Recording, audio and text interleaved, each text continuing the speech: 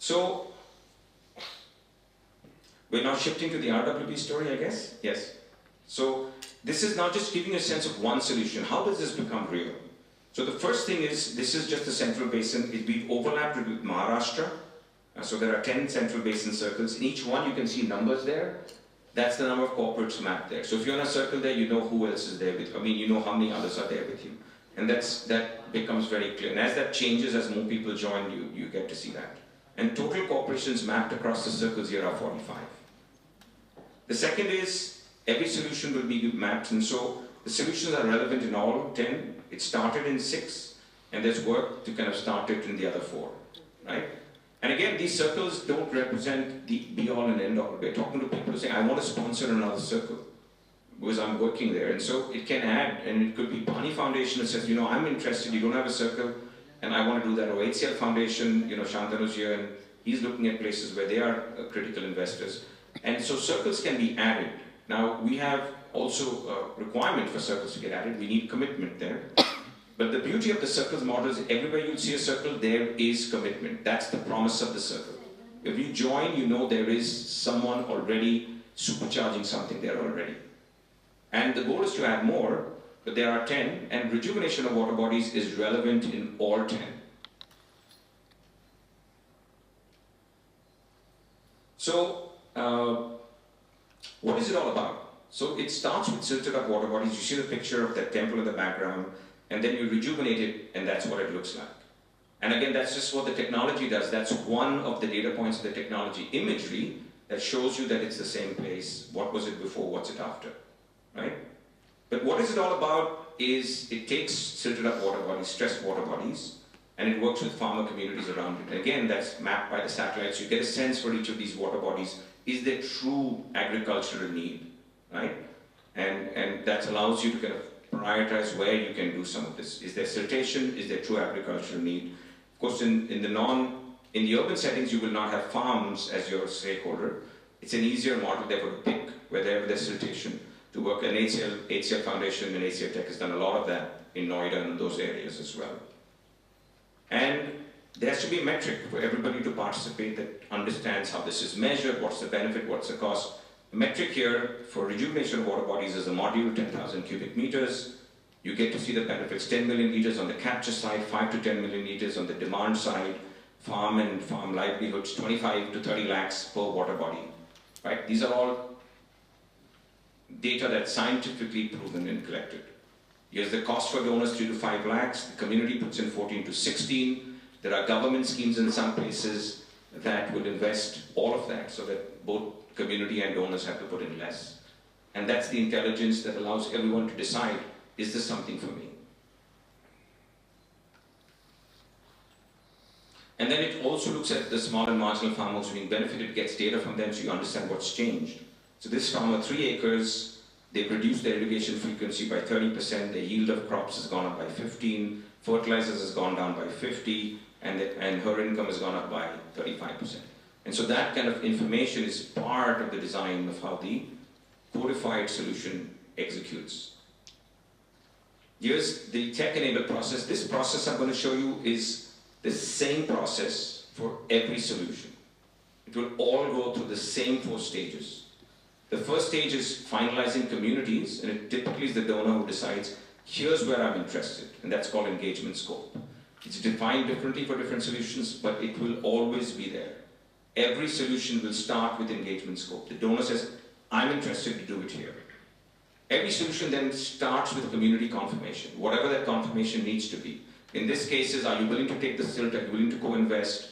Are you happy with the quality of the silt? All of those things are part of community confirmation. Is the Gram Panchayat going to support it? Do we need DC permissions? All of that is part of the confirm. So you don't start work till you've got confirmed from the community. And it's a formal step. And every solution has that. And then third is the delivery of the operations. So this has a 3-stage. There's a pre-ops, ops, there's a post-ops, and closing. And that's the details of every solution. But every solution will have a deliver ops stage. And then once you're done it, you'll showcase where it's happened. And then every solution will have a measure of outcomes. And that measurement comes from a mix of 4 technologies. There's satellite data, there's visual data, There is measurements, actual measurements, whether it's well data or other data that you collect with physical measurements. And then there's survey-based data where you're getting it from a pool of farmers. What did you do before? What did you do now? But the mix of that creates a very robust intelligence that measures your outcomes, your outputs. And every solution that's codified has all of these four, and over time they get better and better. Over time, as we've looked at satellite and we've looked at all of this, the mix has had different things start to improve, but the goal is that it runs as an intelligent technology. And all of this is run by NGO partners. So Ambuja is in the room here, and there are several others who work. They all run this the same way, irrespective of where they are in the country. And we have a small team that works with them, helps them understand how to run it. After year one, they're off to the races. And then the beauty there, and we have Raah Foundation here, is you start with one, and then we've added sugarcane in the same area, and it's like, oh, it's the same process. We understand the goals, it's an engagement scope, got it. Slightly differently how we do it, but that's why we're doing it. And there's a community confirm, and we're trying to figure out farmers that are growing sugarcane, here's what we're doing, and they get it. And so the same resource partner does one, does the second, they've got that community engagement, they're taking another offering there. And so it's empowering NGO partners in local areas. And the beauty of this model, everyone says exit. Solutions are like businesses. They have no end life. We've had donors come and donors go. The solutions live forever. And your operating partners are there forever. These are partners who have committed to those regions not for a project. They've committed long term. And so their feet on the street are there. And you're empowering them with one solution, the next, and their communities. And now you're creating this wonderful mix with your communities of one to the next. And you're starting to see all this wonderful value happen. So livelihood-based transformation that I showed you is now scaling up in several places where we started last year, where the 1.25 crores is relevant to that women group who started with us. They took some silt, and now we're telling them, you can get to livelihoods with fisheries and dairy and this. And can you get commitments from your community to sustain this? And then they are absolutely 1.25 crores for 50 of us, absolutely. And that's the journey of the circle. It's taking all that strength. And the beauty is you're not doing this yourself. You're doing this with other corporates who are also committed. So the burden is not you. And that's the beauty of how this all starts to come together. And this is just an illustration of how it does it for one solution. Right? And then, for every solution, again, and this is a more detailed deep dive of community engagement, where are we? And so we call this the adopt, engage, mature framework. So every solution has its own way of measuring what's adopt. In this case, if it's less than 6 modules, which is 60,000 cubic meters, you're in an adopt stage. If it's 6 to 10, it's engage. If you cross 10, that community is in the mature. Right? And so this is designed for every solution. Every solution understands if I'm less than 100 acres, I'm an adopt on sugarcane, and if I go to 100 to 1,000, I'm engaged, and if I cross 1,000 acres. And so every solution understands, and visually everybody can say, okay, where are my solutions? And we've also developed a cross-solution maturity map. So I can look at the overall engagement across my solutions. And so that dashboard is available to everybody looking at their circle. Where are we on different solutions? Where are we across solutions? What do I want to invest in? Right? And again, we've mapped this, so every water body that we do, it's tracked, it's satellite tracked, and so across the country, and this is a simple metric, it's not the multiplier metric, it's just the capacity created. So we've created 10 billion liters at just the capacity level, right? And there are sophisticated models that then convert that to recharge, to refills, those go up, 5x, 10x of this number. But we said, for now, so nothing that we put out there as IIT-IIT, unless it's scientifically measurable and scalable scientifically, is something we'll claim. So for example, in rejuvenation of water bodies, for many years we never claimed wash, right?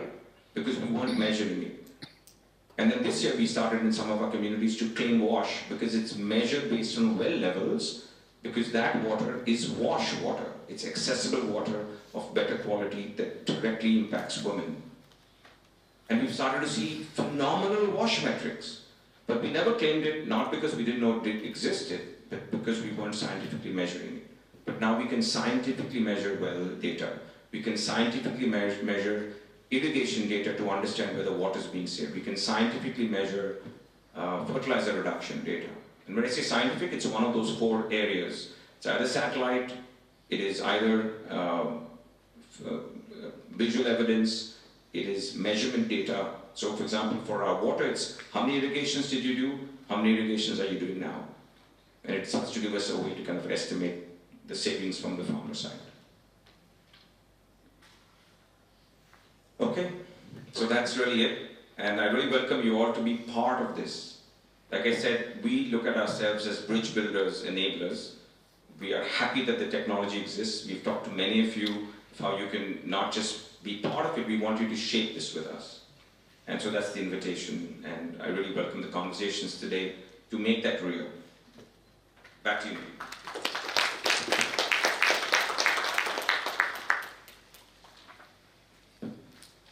Thank you, Joe. To further understand the RWP solution, we'd like to get perspective from some of our adopters of RWP present here. There are mics at each rows here, so I'll start. My first question is for Nimesh ji from Caring Friends. You've discovered how RWP model can be designed to align with the value it offers to the community. Tell us more about this value. Nilesh? Yeah. See, RWP, I came across it by chance. And it's not something that we invented. We discovered it. And it has been going on traditionally from years and with a highly successful rate. Oh yeah, we have to turn. Thank you. Sorry.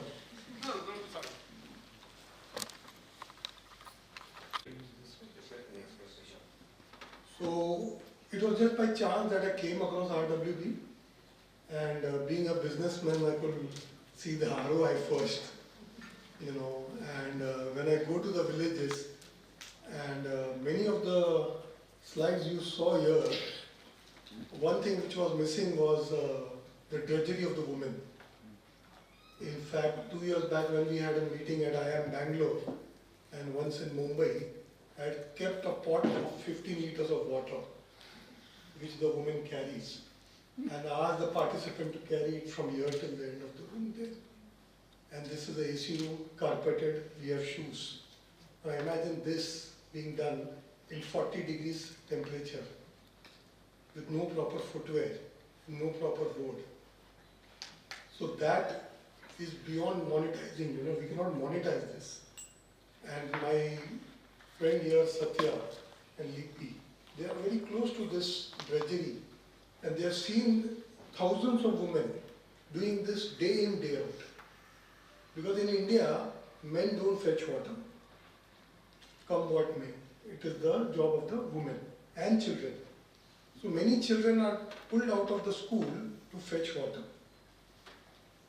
So looking at this, what was the instant thing? I have been working on watershed and other things also, like from rich to valley, compartment bonding, LBS structures, you know, that trenches, deepening, widening of rivers, everything. But all the watershed activities would not double the farm income. They will create water, water will be available, but the farm income was not doubling. RWB is one of the rare interventions which nearly doubles the farm income. Plus, without the farm income, I asked the farmer, how much money have you invested in this carting of the silt? So he said, I invested about 20,000. Said, how soon will you recover this? What is the percentage of increase in your crop yield that will give you back this 20,000? So he's saying, forget the crop. Even if there is no crop, I have recovered the amount already. I said, how? He's saying, my land value has doubled. Because for barren land, we put silt on the barren land, and the value is saying I was not getting 2.5 lakh. Today I am getting 5 lakhs without even going out of my house.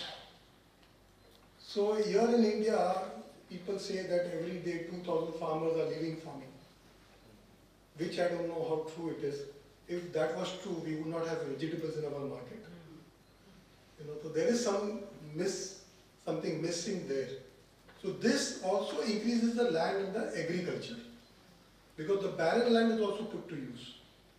So there was no rocket science, there was not much thing to do. It was very pure common sense. And that's how I added all my might to RWB. And fortunately, people say the world conspires. So I met Amit Chandra in 2016. At that time, he was a trustee of Tata Trust. He immediately picked it up. He being a savvy investor, he also picked it up the same way I did, and it was taken up by the Maharashtra government and today by Niti Aayog also. And Niti Aayog is funding everything. They are giving us the fuel and the rent. 2019, I met Joe, and he also got hooked to this, and today we are here with all the very important inputs that was missing in what we were doing. And Joe has added a lot of technology and provable and measurable things in this to make it more convincing. So this is why I am here, and this is why we continue doing this. And there have been wonderful stories, Joe also has the videos, of farmers who have really transformed. There was one farmer, can I take a few moments? Yes. So there was one farmer, Mahadev, in Beed district. He was bankrupt. He couldn't get loan. And we were desilting the water body just next to his farm. So he wanted 16,000 rupees to cart the silt from that dam to his farm. Even that 16,000 was not available to him. So he borrowed it from his sister, that 16,000 rupees, and he put silt on his half acre of land. On the third year when I visited him, he had a standing crop of bananas which was worth 3 lakh rupees. So amazing results across the state we have seen, and even in other states. So one thing is for sure, that the benefit may vary from 20%, 30% to double, but there's no loss at all, absolutely no loss. And RWB, actually, the agriculture income and all is a bonus. We were working for water. So the increase in agriculture income and the increase in food production is the byproduct. Actually, RWB is all about water. But because the farmers are gaining, they are putting in 75% of the cost. So it's one of the rare interventions where the beneficiary is putting in 75%. Many of you are in welfare, and maximum we aim is 20-25% contribution from the community. But here, 75% is borne by the farmer. Only 25% is what we put in for exploration. So this gave me the boost, and here I am, and trying to do it as much as possible. Thank you. Thank you, Nimeshji. My next question is for Ms. Sarika Kulkarni, founder and trustee Raah Foundation. Can you share your experience on how a specific community engagement takes time to engage and then scale based on your work in Ahmednagar?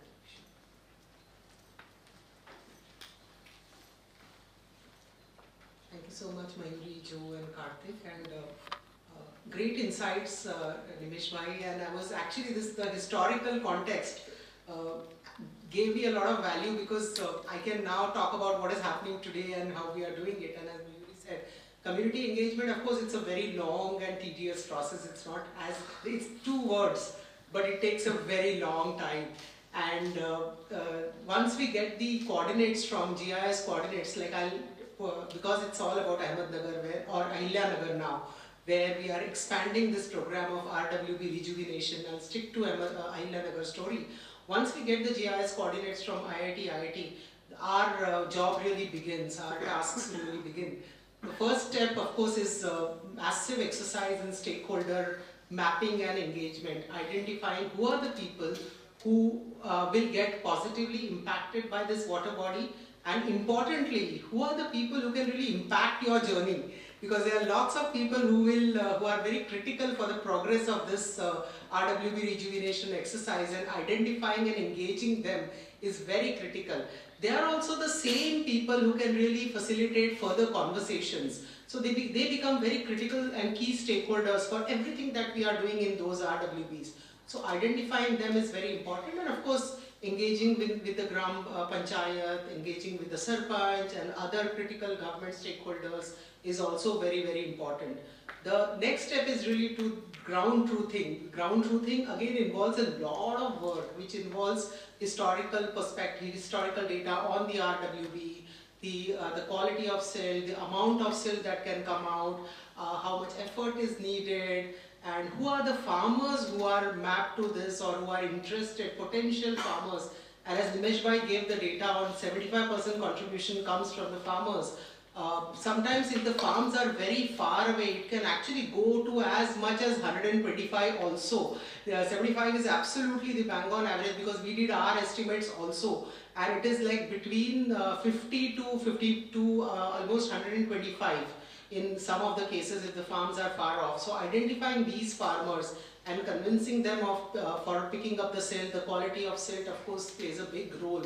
So that's a humongous exercise where we onboard all these farmers and partner with them for picking up the silt. And of course, it's sometimes it becomes very difficult also, and also very, very challenging. Like for example, this year, suddenly out of blue, there were like so many NGOs who were there, who were present in the area, wanting to do a similar thing and offering everything free, while we expected farmers to put in a contribution. And it was very clear. We decided that we are not budging. This is not something we are doing. Farmers have to have stake in the entire journey and they need to have skin in the game, and that can only happen if they contribute financially. So we put our foot down. So the engagement period took a little longer.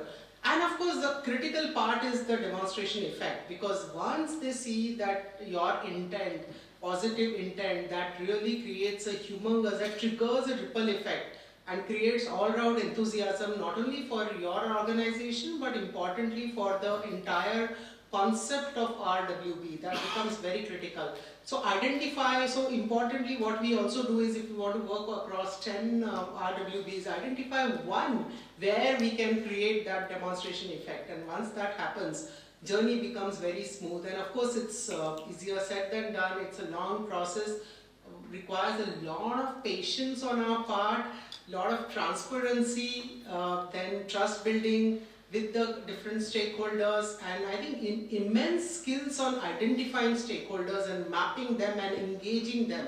That becomes very, very critical. And then creating the demonstration effect, which is also very important. So the journey has been amazing. We are doing a lot of work with support from IIT-IIT, who's the funding partner is Varun Beverages. And we can see so many ripple effects, so many amazing stories are now coming out of Ahilya as well.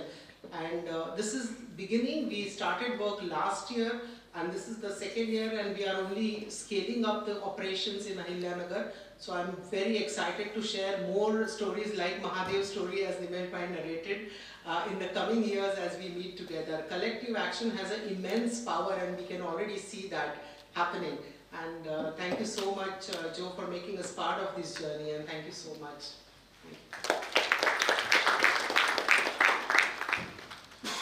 Thank you, Sarika. I'd like to now invite DP Mehta, Head Outreach and Partnerships at Paani Foundation. Lipi, I'd like to ask, Paani has been very successful working with farmer groups to act on water outcomes. And we are now working to add RWB to this portfolio. What are your thoughts on how RWB can add value to these farmer guts? Hi everyone, thanks Mayuri. So Paani's journey actually started in 2016 when we launched the organization with the mission of making Maharashtra drought-free and prosperous via a grassroots people's movement, where villagers and farmers would themselves take ownership of the solutions end to end. So initially when we started, our focus was only on water and soil conservation by watershed management, rainwater harvesting. But of course, several case studies and our own learnings on the ground over the years have informed us that the key to sustainable rural prosperity, also in this time of climate change, cannot be achieved only by water conservation alone, but sustainable water management restoration of water bodies, rejuvenation and repair of water bodies, as well as overall ecological restoration is truly the key to long-term impact and sustainability. RWD is an initiative that really adds to making this possible with repair and restoration of water bodies, as well as it adds a very value-added solution to the lives of farmers, and it overall helps in ecological prosperity and sustainability. The farmer guts that work with Paani Foundation, they are essentially groups of minimum 11 farmers cultivating the same crop, and they work with Paani Foundation and train with us to learn about agricultural SOPs and implement best practices to improve their livelihoods. In our experience, we have seen that when a group of farmers come together, when farmers collectivize, apart from implementing SOPs together, several solutions and several things are possible. So the collective, the gut, actually becomes the foundation of building on various initiatives towards rural prosperity and livelihood. So RWB is one of these things that can be added to this stack of rural prosperity, at the foundation of which is the collective, and can help in long-term farmer prosperity, and also helping us create more sustainable rural livelihood initiatives. So this is an initiative that we are working with IIT-IIT on this year, which we see as adding to this stack of rural prosperity and helping in long-term water management and ecological sustainability. This year we started, I think, Mayuri in 11 talukas, where we mapped various locations, and we mapped farmer groups working with Paani Foundation around those locations. And right now in 3 or 4 talukas, we are at the DC permission stage, where after the ground truthing and farmers coming together and assessing the water bodies, the water levels, silt themselves, they have reached the point of the DC permissions, and we are really looking forward to seeing where this goes this year. We are aiming to, along with IIT-IIT, Caring Friends and Manavlok, impact a minimum of 200 farmer families in this year at least. So very excited for this, and thank you so much.